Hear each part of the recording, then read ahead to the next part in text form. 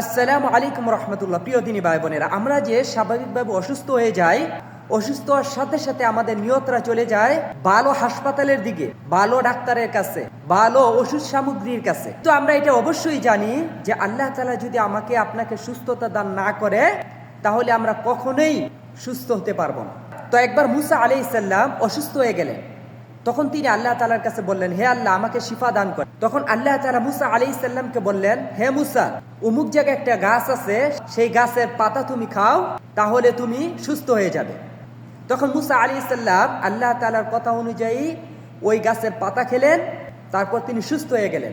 তো কিছুদিন পরে পুনরায় তিনি আবার অসুস্থ হয়ে গেলেন। তখন তিনি আল্লাহ তাআলার কাছে শেফা না চেয়ে সিধা ওই গাছের নিকট চলে গেলেন। ওই গাছের পাতা ছিঁড়ে পুনরায় তিনি আবার খেলেন।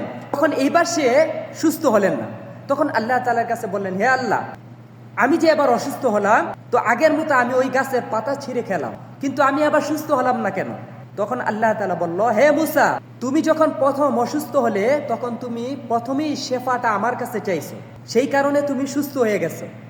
কিন্তু এবার যখন অসুস্থ হলে তুমি আমার কাছে না চেয়ে সিধা তুমি ওই ওষুধীয় গাছের নিকট চলে গেলে এবং ওই গাছের পাতাও তুমি খেলে, কিন্তু সুস্থ হলে না। কারণ এবার তুমি আমি আল্লাহ তাআলার কাছে চাও নাই, এই জন্য। তো এর দ্বারা আমরা কি বুঝলাম? যে দেখেন, সর্বক্ষেত্রে আমরা অসুস্থ হই, খারাপ অবস্থায় থাকি, ভালো অবস্থায় থাকি, প্রথমেই আমাদের আল্লাহ তাআলার কাছে চাইতে হবে। তাহলেই আমাদেরকে আল্লাহ তাআলা অতি দ্রুত সুস্থতা দান করবেন এবং আমাদের কাজের মধ্যে আল্লাহ তাআলা বরকত দান করবেন। আল্লাহ তাআলা আমাদেরকে কবুল করুক, আমিন।